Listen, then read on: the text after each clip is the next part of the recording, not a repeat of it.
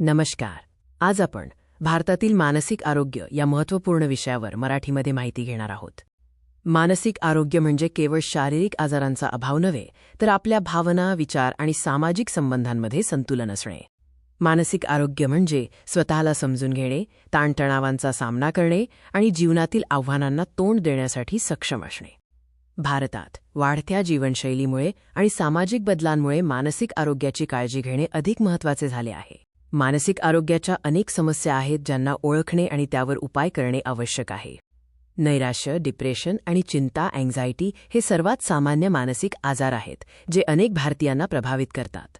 कामाचा ताण, शैक्षणिक दबाव आणि आधुनिक जीवनशैलीमुळे ताणतणाव वाढतोय, ज्याचा थेट परिणाम मानसिक आरोग्यावर होतो. या समस्यांची कारणे आणि समाजात याकडे कसे पाहिले जाते हे समजून घेणे महत्त्वाचे आहे. कामाचा ताण, आर्थिक अडचणी आणि कौटुंबिक समस्या ही मानसिक आरोग्याच्या समस्यांची काही प्रमुख कारणे आहेत. मानसिक आरोग्याबद्दल असलेले गैरसमज आणि समाजात असलेला कलंक, स्टिग्मा लोकांना मदत घेण्यापासून थांबवतो.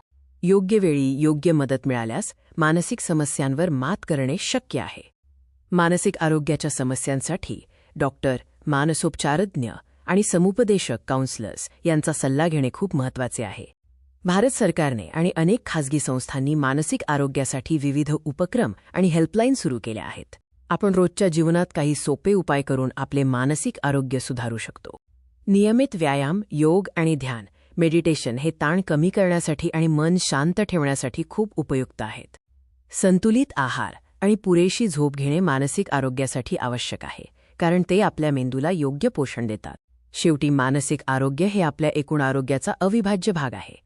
आपल्या मानसिक आरोग्याकडे सकारात्मक दृष्टिकोन ठेवा आणि स्वतःची काळजी घ्या.